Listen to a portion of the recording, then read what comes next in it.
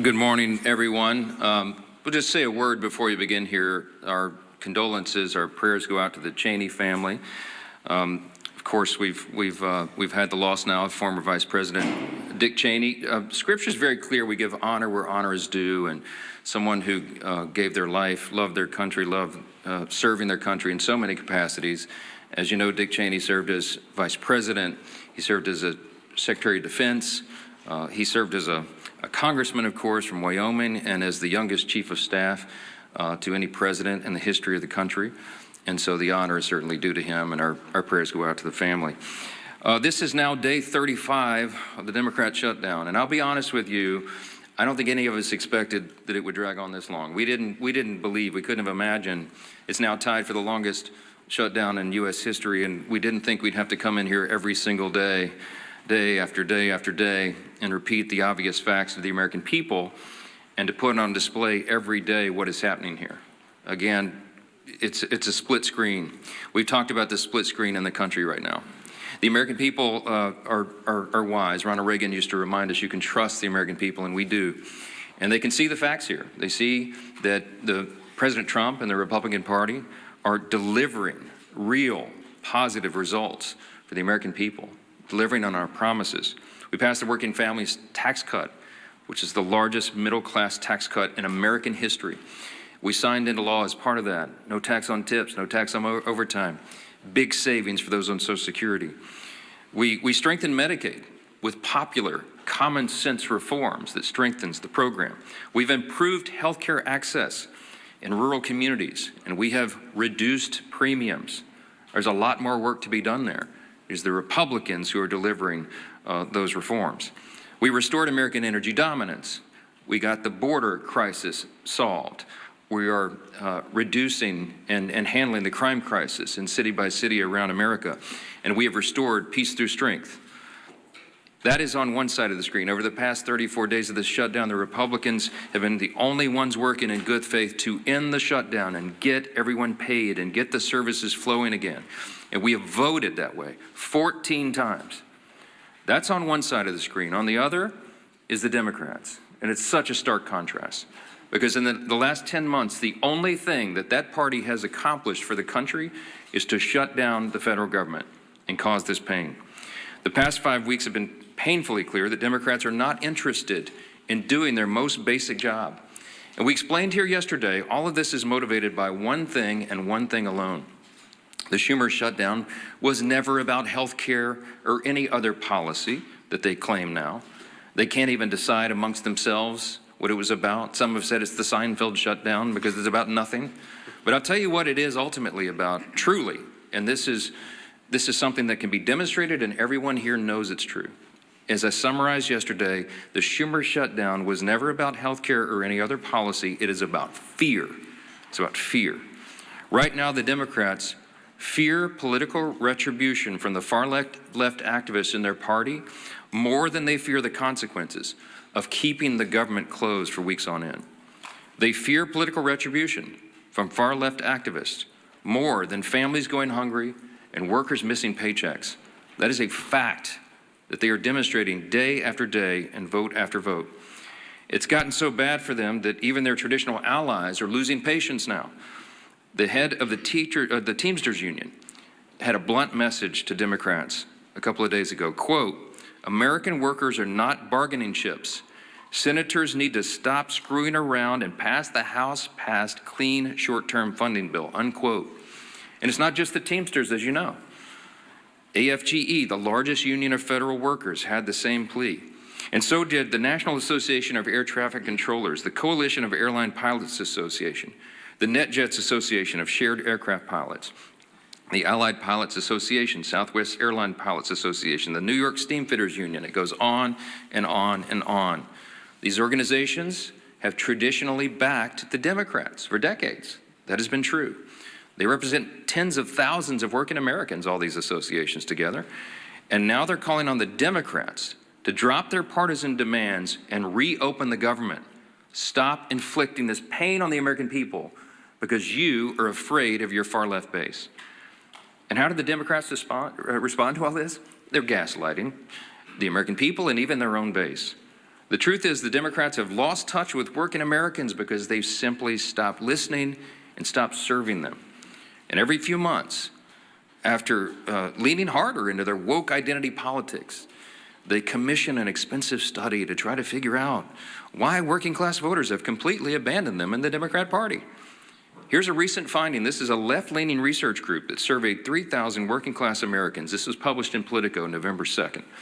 Quote, this is the finding: working class voters perceive Democrats to be woke, weak, and out of touch, too focused on social issues, and not nearly focused enough on the economic issues that impact everyone every day, unquote.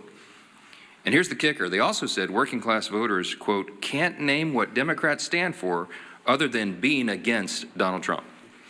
Well, good luck with that as a message to the people.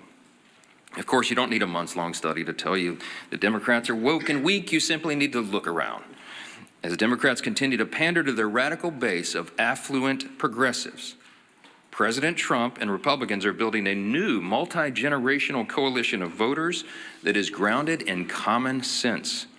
Since November 2024, Republicans have welcomed record numbers of Hispanic and Latino voters, Black and African American voters, Jewish voters, union workers, young people, all these different segments of the population, and they came in large numbers. People everywhere can see clearly who's fighting and voting here every day and delivering for them. And I'll say this clearly to every hardworking American in any place who's missed a paycheck, anyone who is being made to suffer because the services, the health services you rely upon, or the food and nutrition supplement for your family, anyone who is hurting, you have a home in the Republican Party. You have people here who are elected by their constituents to come and do their job, and they do it. They're voting to support you, to make these programs available, to ensure that the people in need have them. And the Democrats, by stark contrast, are doing the exact opposite. With federal workers entering their 5th week without a full paycheck, Democrats ought to be taking a hard look in the mirror. Will they continue to bend the knee to their radicals who run their party? Or will Democrats finally do something to serve the working Americans they abandoned long ago? As we said here all along, and every day we come in and tell you the same thing, Democrats made the deliberate choice to shut down the government, and only Democrats can put an end to this madness by making the deliberate choice now to reopen the government. Today is a big election day. In these blue states, we certainly hope for a surprise, but I mean, it won't be a big surprise if the front runners, the Democrats, the radicals, win some of these elections. We're watching New York City very closely, as you all know, and so is Chuck Schumer and Hakeem Jeffries. And they're terrified that the Marxists are taking over their party, and the evidence today may show that that is true. Now, until Democrats decide to do the right thing, we expect working Americans to continue to flee the Democrat Party and find a home with the Republicans, and we welcome them with open arms, and we'll keep fighting for them every day. And one of the people who is fighting every day and doing an extraordinary job in the cabinet of this administration, this historic administration, that has accomplished more in the first 9-10 months of an administration or Congress than arguably any in history. We have our former colleague and our dear friend who's on the side of American workers, and we'll address that today, Labor Secretary Lori Chavez DeRemer. We're happy to have you. Madam Secretary. Thank you.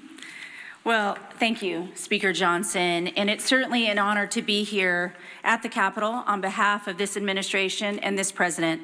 Speaker Johnson, I want to say thank you to you and my former colleagues. House Republicans did their job more than 5 weeks ago by voting for this continuing resolution. How do I know this? Because I did the same thing 5 different times when I was a member of the House.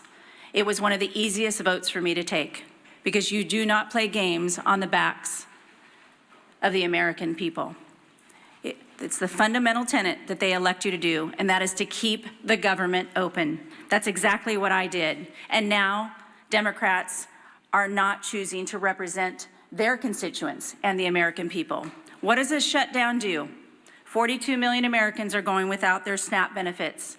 Air traffic controllers are working around the clock to keep Americans safe, without sleep, without paychecks, and they are required to do their job.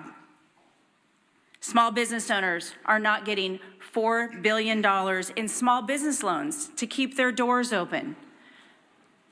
How can the economy continue to grow? We are losing $15 billion a week in GDP because of this Democratic shutdown. American workers are suffering. Prominent unions are speaking out. Our friend Sean O'Brien, as the Speaker said, was at the White House begging Senate Democrats to open up this government. American workers, 1.3 million Teamsters are represented by Sean O'Brien. He mentioned they cannot be used as political pawns. But you know who's being used as political pawns? The Teamsters by these Democrats. Because they will go to the Teamsters and they will ask them for something, and now they're not going to answer that call. They are begging them to open up this government to grow this economy. Other unions as well, manufacturing, building trades, industry-specific skilled trades. It's the workforce that I represent as the Labor Secretary. Every single day we show up to make sure that they have the tools that they need. We have sent out over $86 million to our respective states in order to upskill and reskill the American workforce. The future of the American economy is on my shoulders, on this administration's shoulders, and the Democrats have stopped all the momentum that we have put in the last 9 months. Registered apprenticeships, the future workforce. Not only are we hurting the current workforce, it's the future workforce. We are trying to educate our young people. We're trying to register 1 million active apprentices across this country. We had almost 250,000 registered, and now that has come to a screeching halt. We're trying to educate our young Americans on AI. Pilot approaches for workforce challenges in AI, the uncertainty.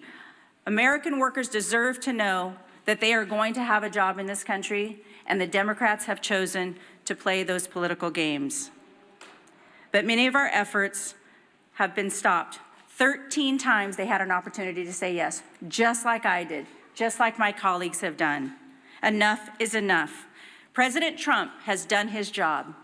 Not only has he leveled the playing field with tariffs, not only has he welcomed great trade agreements, he has worked most recently with South Korea and Japan to bring hundreds of millions of dollars back to this country for the shipbuilding trades. I have been working around the clock to make sure that we can protect our national security for this country, and now that has also come to a stop. We are hurting American workers. We need to get them back to work. We need to grow this economy. We need to get their paychecks back in their hands so they can provide for their families, put gas in their cars, pay their mortgages, turn on their lights. I'm talking to all of you American workers out there. We're here for you. We're going to continue to fight through this shutdown, and I am begging these Democrats to show up, do their job, and open up this government. 35 days is far too long for the American people. Enough is enough. I'd like to turn it over now to my Chairman Wahlberg, Education and Workforce Committee. And again, on behalf of the President, it is an honor to serve him. It is an honor to serve the American people, an honor to get up every single day and do this job for the American men and women of this country who are building back the United States. Thank you. Well said, Madam Secretary. And I've worn out my voice, Mr. Speaker, over the course of the last 5 weeks, all across my district, from Lake Erie to Lake Michigan, from Detroit to Grand Rapids, from South Bend to Toledo, Ohio. Getting the message out, the Republicans did what we needed to do to keep this country moving forward. We were willing to negotiate on everything and anything, but do it in a way that doesn't have a punitive impact upon the citizens we are so privileged to serve. And Madam Secretary, we're looking forward to Workforce Pell being initiated and getting more people trained for the workforce for the jobs that we need. And this stutter that's gone on now for 35 days doesn't help us get it up and running well as a result of the One Big Beautiful Bill and what we've done there and many other things for education and the workforce. It's now been over a month since Democrats shut down the government, and the American people are feeling the impacts. Workers and families don't know when they'll receive their next paycheck. Service members and men and women who keep us safe may not be able to feed their families. Air traffic controllers are working double shifts along with TSA that I greeted last night and thanked for working without a paycheck in sight. These are proud Americans who are working hard to keep our communities running, and the Democrats are making sure they won't get paid. The Democrats are making sure they won't get paid. Thank you, Chairman Walberg and Secretary Chavez-DeRemer. It's great to have you back here in the House. I'll start by joining in with what the Speaker said and extending my condolences to the family of Dick Cheney. Of course, served 8 years as President George Walker Bush's vice president, served in so many other important roles in government, started as a member of this House of Representatives, and lived an incredible life. And we mourn his passing and extend our prayers to the Cheney family.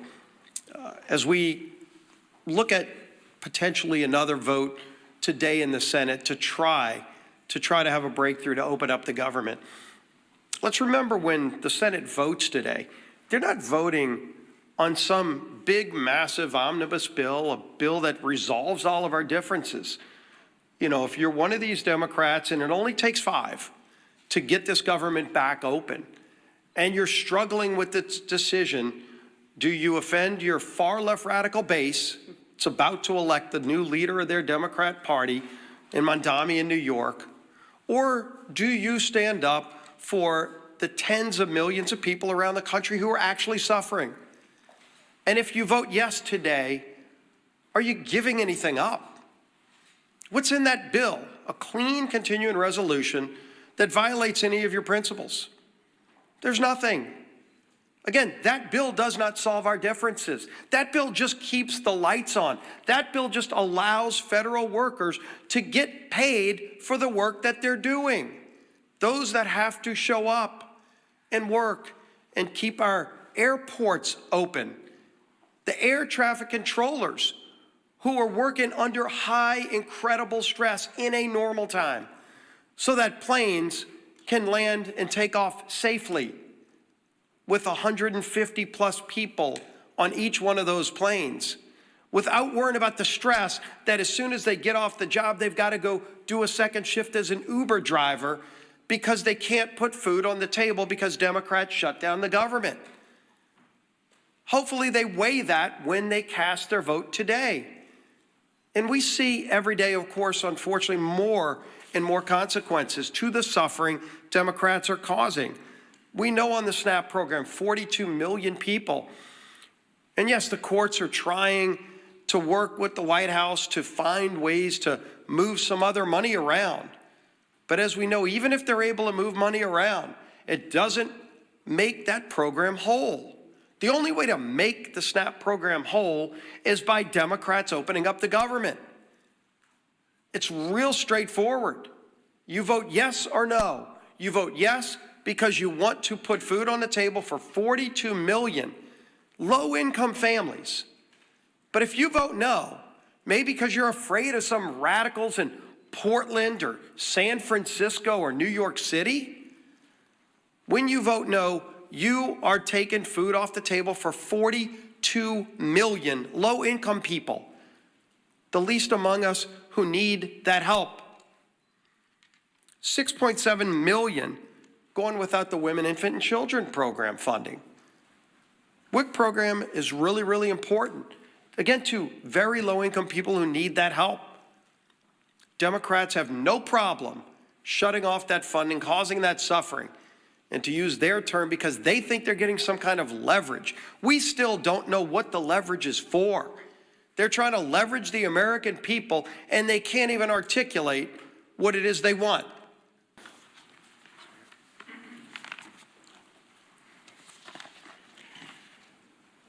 The Democrat government shutdown, spanning 35 days and still counting, is now tied for the longest government shutdown in U.S. history.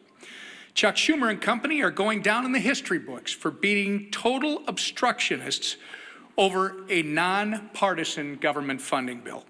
Meanwhile, it's hardworking Americans who are being forced to pay the price. Federal workers are turning to local food banks to feed their families. Head Start programs are beginning to close, as Chairman Wahlberg mentioned. Thousands of flights are getting delayed due to staffing shortages. Small businesses that contract with the federal government have already lost an estimated $12 billion. Even unions, as you've heard, which traditionally have favored our colleagues on the other side of the aisle, are begging for them to end their needless shutdown charade. The good news is, I think we've reached the real inflection point. Today is Election Day in several states, and we're hopeful that after today, the Democrats won't be as concerned about holding the line in order to appease the Kami Mamdani and Omar Fata wing of their party. And maybe, just maybe, at least 5 Senate Democrats will finally come to their senses and join us by passing our clean CR to reopen the government. The ball is in their court. Republicans have done our job. The question is, are Democrats willing to put politics aside long enough to do theirs? I hope the answer is yes, sooner rather than later. The American people deserve better. Chairwoman McLean. Thank you. And thank you, Chairman Wahlberg and Secretary Chavez-Dreamer. It's good to see you again. Thank you for your words of wisdom. But again, here we are today, and I want to be very clear about the consequences of the Democrats' actions. 42 million Americans will lose their SNAP benefits because they voted to shut the government down. Air traffic controllers, TSA agents, and federal law enforcement officers are working without pay because they voted to shut the government down. Democrats have weakened our military, threatened families, and held hard-working Americans hostage. Why? All because they voted to shut the government down. And why did they inflict this pain? Because Democrats wanted leverage. Leverage to appease their radical base with more wasteful spending. And don't take my word for it. They've admitted this countless times. They're not even ashamed of this. And today we'll prove it again when the largest federal workers union called on Democrats to end the shutdown. What Democrats do? They still voted no. When air traffic controllers unions asked them to support the clean CR to make sure that the government stayed open, Democrats voted no. And when nearly 500 small businesses and travel organizations warned the shutdown is crushing them, what Democrats do? They voted no. But the socialist wing of their party wants government-run health care, taxpayer-funded benefits for more illegals, and another $1.5 trillion in wasteful spending. That's what your Democrats want. Enough is enough. We aren't going to let your socialist base call the shots. To every Democrat watching, hear me when I say this. It is time to stop holding the American people hostage. Just because you are being held hostage by your socialist base. End the shutdown, end the pain and suffering for the American people of which you represent, and end it now, please. All right, thanks again, Mr. Chairman, Madam Secretary. I know you all are busy. We're glad you're here and grateful to have you. Let's take some questions. Front row, front row. There's been reports of bipartisan talks from senators to reopen the government to move forward on ACA votes. Are you or other top House GOP members in the loop with these conversations? Are you present in these meetings? No, not present in the meetings. I know about as much about it as you do. I know there are, we hope, we pray, a handful of moderate and centrist Democrats left among the Democrats in the Senate, where the whole country is counting upon them. I have said here, I do not expect that Chuck Schumer or Hakeem Jeffries will ever vote to reopen the government. I don't think that they're willing to face the wrath of the leftist base. They see what's happening in New York City and in their state of New York, and they're terrified by that. I mean, we've made that very clear, and I think the evidence speaks for itself. So we're going above the heads of the so-called leadership, and we are appealing to the consciences of a handful of people in the Senate who want to do the right thing and just stop the pain. Stop the pain for the American people. And we pray that today is that day. Maybe tying for the longest shutdown in history is something that they can claim as some sort of success. But it's sickening. It's sickening to see a political game being played. We're not playing a game here. We never were. Back on September 19th, to remind you all again, we passed a clean, nonpartisan CR that's 24 pages in length, had not a single Republican priority on it. Why? Because we did it in good faith, because we didn't want this eventuality to occur. We knew it would be too painful for the people, and that's why we've always done the right thing, as everyone has said over and over. Now they won't, and we all know why. Yes, sir. No.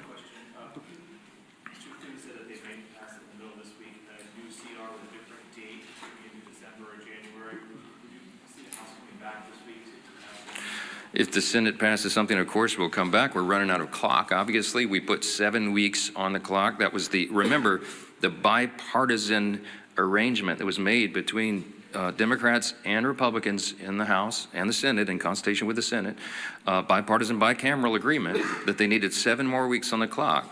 Because once we got to the end of the fiscal year, September 30th, there would be that much more time needed, they estimated, to finish the government funding appropriations process. The Democrats have played games, and we've lost so many of those days now. So if they extend it, obviously that logically makes sense to us. I am not a fan of extending it to December because, let's be frank, a lot of people around here have PTSD about Christmas omnibus spending bills. We don't want to do that. It gets too close, and we don't want to have that risk. Well, we're not doing that. We're not doing that. But too many people have concern. I think putting it into January makes sense, but we've got to obviously build consensus around that. There's some discussion about it. We'll see where it lands. I'm not sure. Scott, real quick. Yeah, Scott.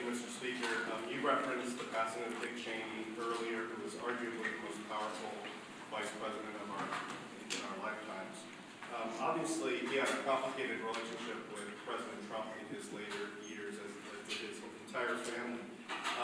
But he served, I think, 3, maybe 4 presidents in the White House and in some of the top roles. Do you have any personal reflections, or did you have any interactions with Cheney as you were sort of coming up in Republican politics in Louisiana? And do you think, are there any plans for him to lie in the state here at the Capitol where he served? Well, this all, just was announced this morning, so there's not been any discussion about that yet. My interaction with him personally was limited when I was a freshman in Congress, and the 115th Congress came here in January 2017. One of my classmates was Liz Cheney, and we were in the same class. And I think I met her father for the first time with her personally. And of course, I was honored to meet him. At the time, everybody was aligned on the same page on everything.